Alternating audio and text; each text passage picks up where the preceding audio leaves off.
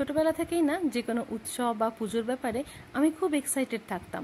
আর শুধু মনে মনে ভাবতাম ঠাকুর যতদিন থাকেন ততদিনই ভালো, কারণ টিউশন যেতে হবে না, বিকাল করে পড়তে বসতে হবে না, শুধু বিকালবেলায় নতুন নতুন জামা পরে ঘুরতে বেরোবো, বাইরে বেরিয়ে ভালো ভালো খাবো, এই সমস্ত ভেবে মন একদম এক্সাইটমেন্টে ভরে থাকতো।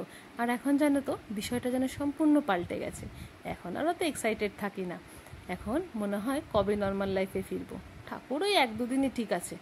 যাই হোক, আজকে সকাল থেকে তেমন রান্নাবান্নার পাট ছিল না, কারণ আমাদের পাড়ার ক্লাবটায় দুর্গাপুজো আর কালী পুজো উপলক্ষে একদিন খাওয়া দাওয়া হয়, আর সেটা হয় কালী পুজোর ঠিক পরদিন। আজকে সেই খাওয়া দাওয়ারই অ্যারেঞ্জমেন্ট ছিল দুপুরবেলায়।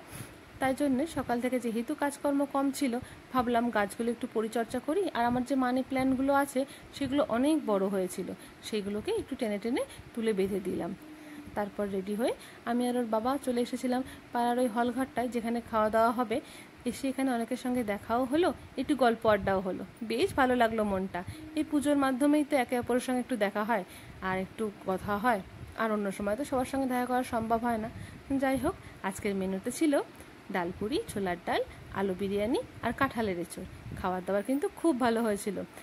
তারপর আমরা ওই বিষয় নিয়ে গল্প করতে করতে বাড়িতে ফিরছিলাম, আর সন্ধ্যাবেলায় যে লাইটগুলো লাগানো হয়েছিল বাড়িতে সেইগুলো জ্বালিয়ে দিয়েছিলাম। মেয়ে দেখো মন ভরে দেখছে। আমারও না লাইট খুব পছন্দ।